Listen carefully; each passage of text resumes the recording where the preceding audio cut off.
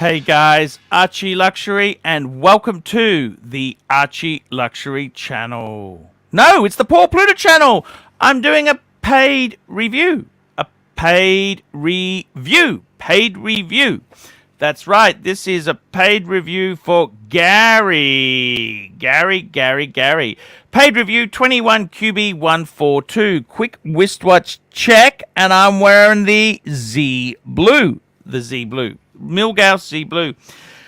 I was a bit drunk a few days ago, and somehow I made the wise decision to send you a lot of money on Patreon, almost $1,000 Australian. I think at the time I developed the thought that since I'm stuck in COVID, I can't go out, that the money I would normally spend on dinner, drinks, and other entertainment, I could send it to a worthy cause. You tirelessly impart your wisdom and musings for our benefit, so I guess it all seems fair. Please see attached some photos and explanations of my current watch collection. I've noted some details about why I bought the watches and included pictures. I'm a 43-year-old professional with good income, and I genuinely like watches for watches' sake, not just for investment or to be flashy. I'm on the 80 list for another Rolex Steel Sports, but I think it may be some time before they consider me for a Daytona. I'm ready to fork out for anything I'm ready to fork out for anything from a steel Daytona up to a gold or white gold. I have also been eyeing some IWC options like the Petite Prince, but am aware of the value retention issues. My grail is the Lange and Sun Lange 1, but I will probably save that for when I am 50 or over. 50, or he's 43. He's not that far away, sunshine. I'm hoping that you might be able to suggest something that I can complement the collection, keeping in mind I am comfortable in the range 5,000 to 15,000 Aussie dollars. Purchase for each purchase, and I usually wear a suit and tie to work. The above price is okay, but that needs to be pretty special. Okie dokie. So let's start this review here and see what does he have here. So let's have a look here. So firstly, he's done this in a weird way. He sent me a bloody Word document, and I can't pull these out. I'm kind of stuck with these. How do I put it? I'm stuck with these. It's just pretty vicious how it's done here. But okie dokie. It is what it is, man. It is what it is. So yeah. Okay. Here we go. This is not my entire collection, but I decided to leave out the Casio and Seiko because they don't really have any significant story, or they're garbage. Let's be completely frank there. But behind them, nor are they any better than shitters. Please see next page for description. They are in order. They are in order of price, high to low. Good. That's an interesting way to group it. A lot of people group these things by first watch they got. So let's have a look here. What do we got? We've got a root beer. A root beer. What a beautiful piece there. A root beer. We've got a Datejust. Looks like a Datejust 41. Blue dial. Stick markers. Beautiful. We've got some sort of Breitling. We've got an IWC. We've got Tuna. Looks like a 50. Oh, could be a 41.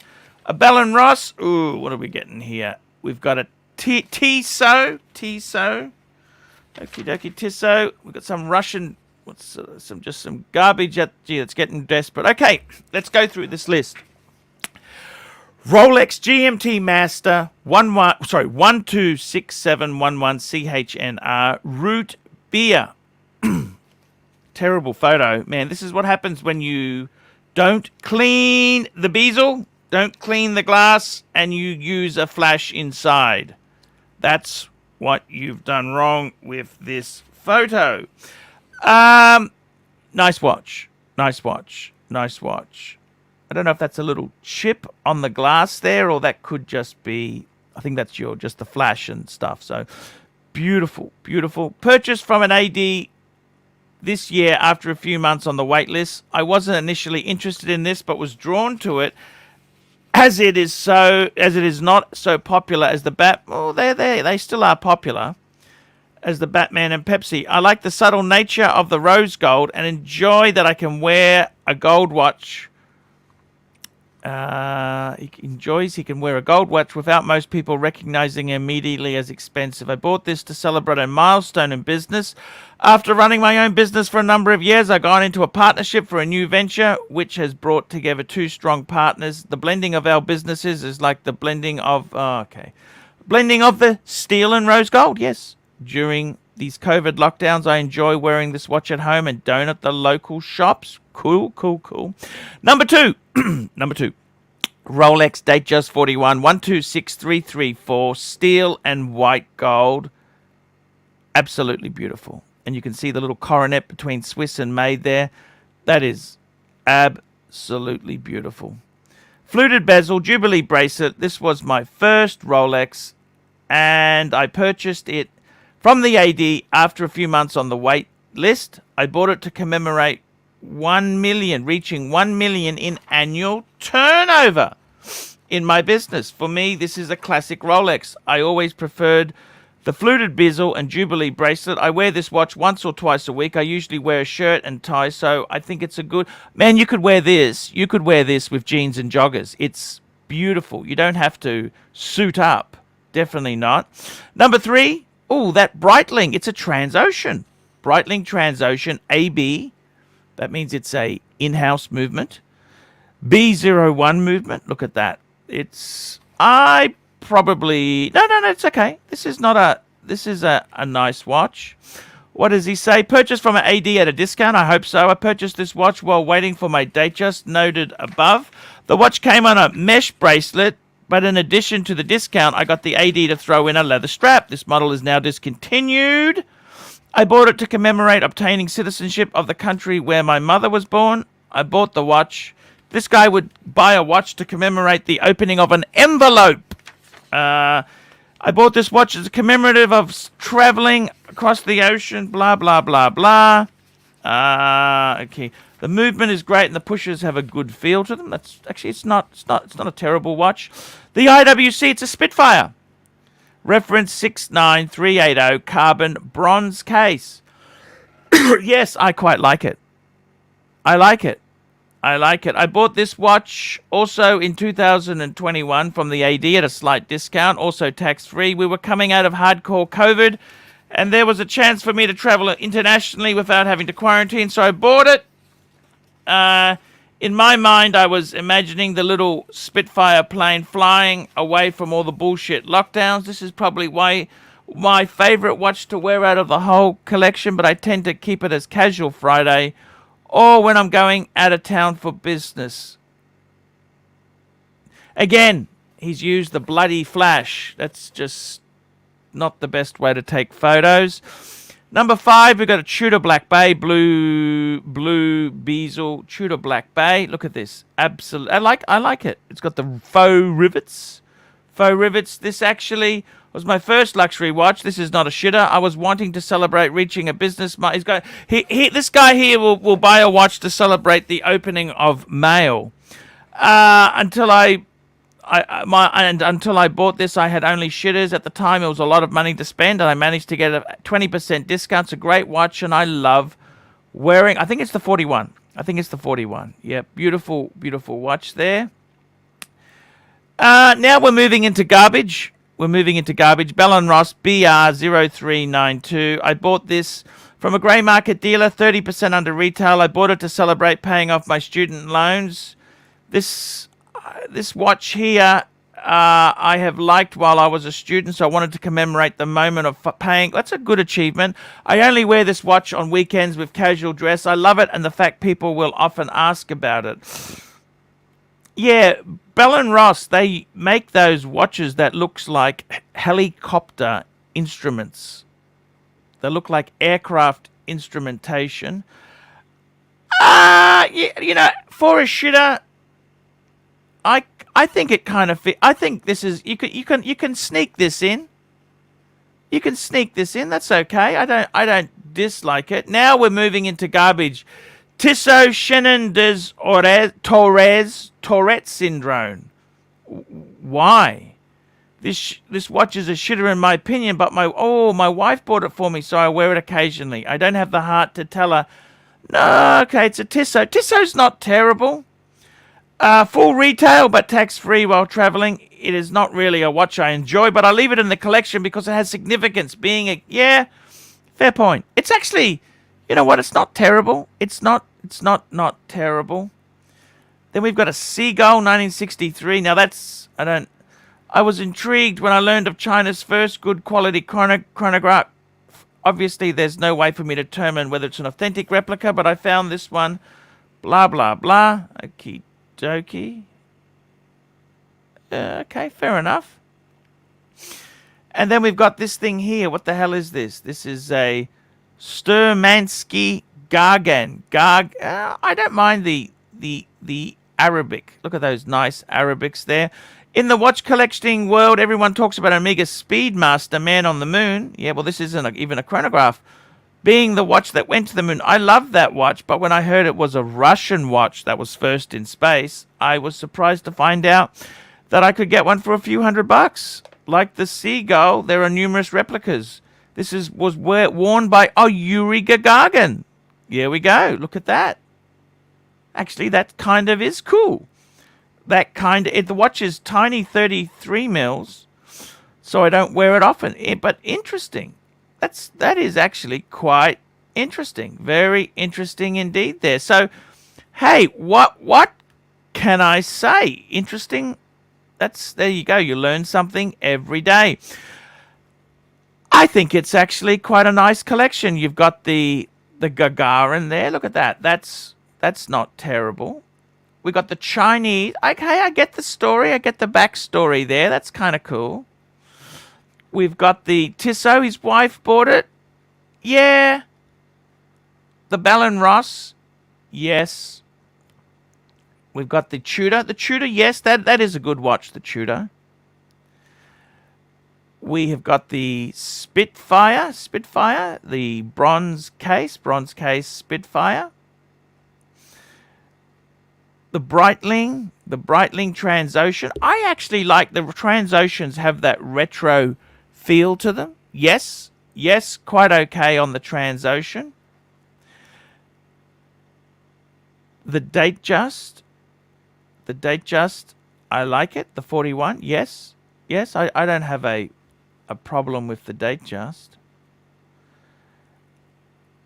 And we've got the Root Beer. Yeah, so guys, what do I think of his collection? You know what? I was going to come out and say, get rid of those shitters. But now that I've read the story, I kind of like it. I do. How's that, you know? Isn't that kind of funny how you can...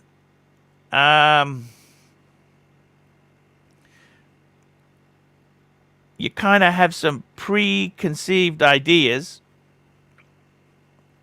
and then you think, hang on a minute, this is completely, it's different than what I imagined. So I've got to say, yeah, I mean, look, two Rolex, he's got a Root Beer. That's a beautiful achievement. That is an achievement watch, yes.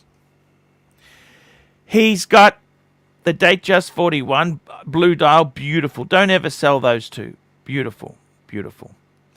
He's got the Breitling Transocean. Yes, I like it. The Spitfire, look, you know what? I honestly, I get it. It's not my cup of tea, but I think it's a nice thing to have. The Tudor, yes, of course, the Tudor's beautiful.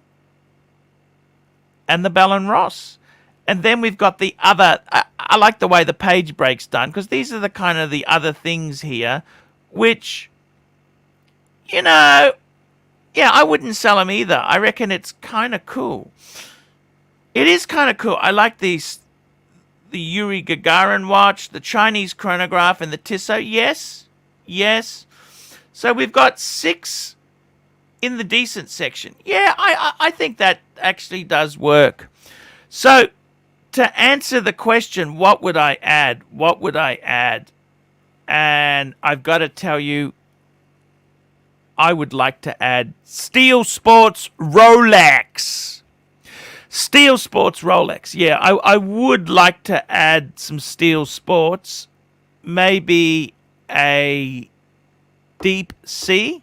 I reckon the black dial Deep Sea big monster, because he's got the tuner. That would be it. I think you need a Rolex diver in steel. I mean, if you can get the Daytona, but let's be totally honest there. I think you're going to have to. I don't think you've spent anywhere near enough to get Daytona. I'm sorry. I really, really, really am sorry. If they've led you to believe that, that's not the promises I would be liking to make in sales. You never I don't think that's really nice. Great collection. I personally, you've asked me the question, well, what do you add there? I think add Steel Sports Rolex. I've got to be honest with you. I'd probably add Steel Sports Diver. Some sort of Steel Sports Rolex Diver.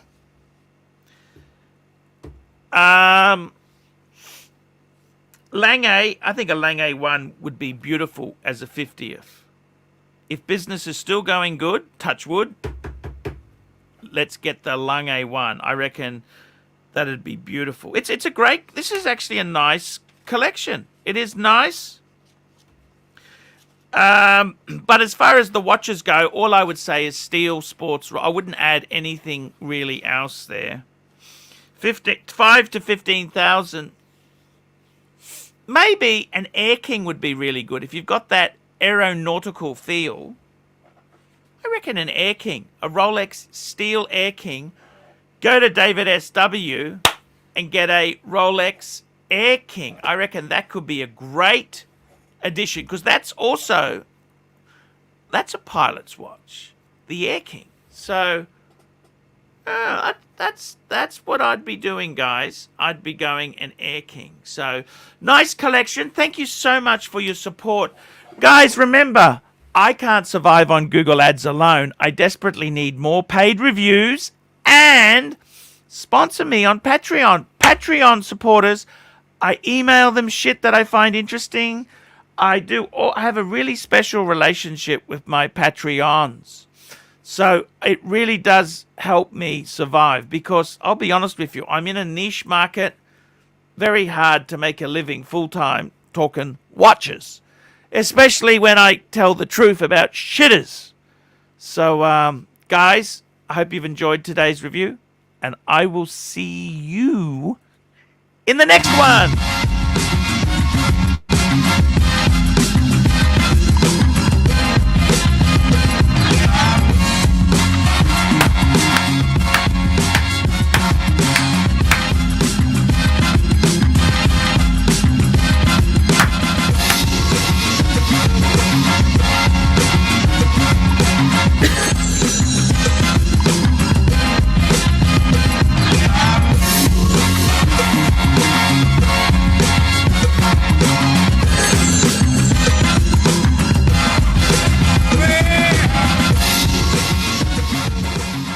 There we go. Another great review done. Look at that. What a fantastic review. And keep watching ArchieLuxury, ArchieLuxury Livestream, and Paul Pluta channels. See you later, Fikers.